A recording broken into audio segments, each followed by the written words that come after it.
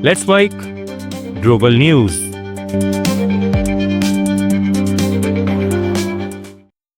नमस्कार। Let's mic global news में आपका स्वागत है। मैं हूं राखी जैन।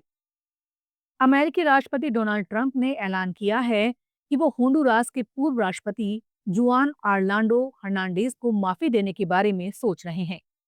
हर्नांडेज इस समय अमेरिका में ड्रग तस्करी के बड़े मामले में 45 साल की जेल की सजा काट रहे हैं।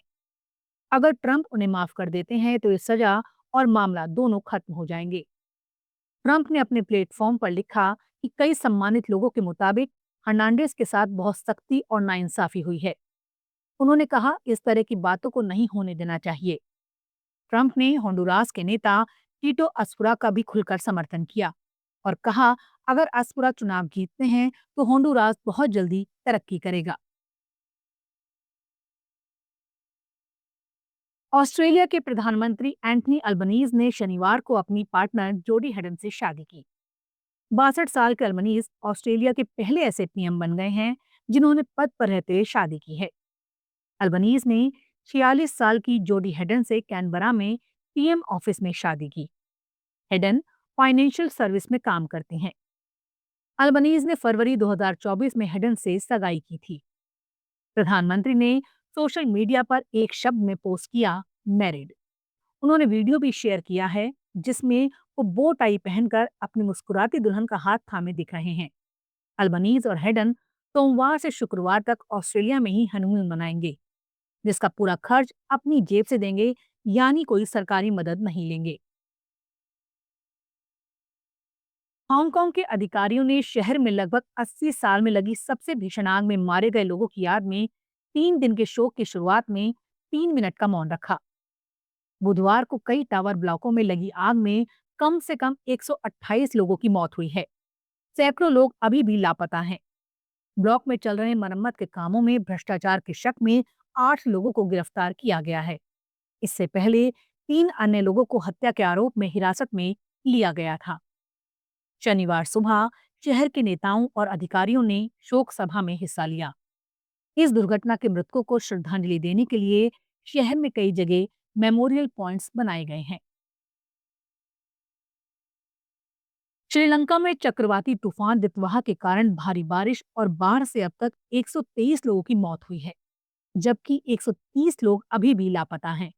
ये जानकारी श्रीलंका के डिजास्टर मैनेजमेंट सेंटर ने शनिवार को दी।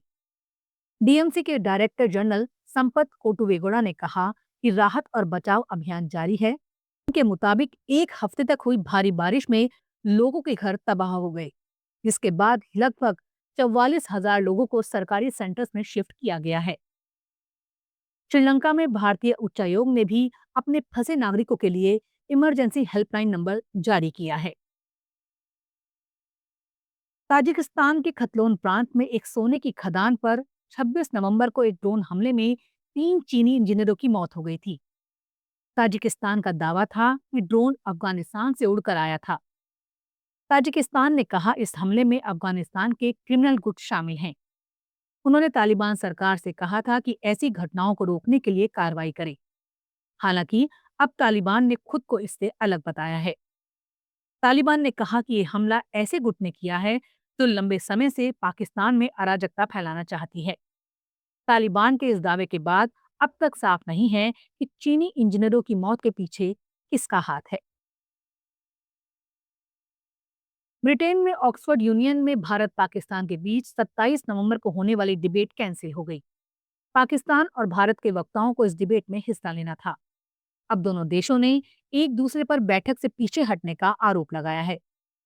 पहले पाकिस्तान ने गुरुवार को दावा किया था कि भारतीय वक्ता ऑक्सफोर्ड यूनियन में होने वाली डिबेट से पहले आखिरी मौके पर भाग गए, इसलिए उन्हें वॉक ओवर मिल गया।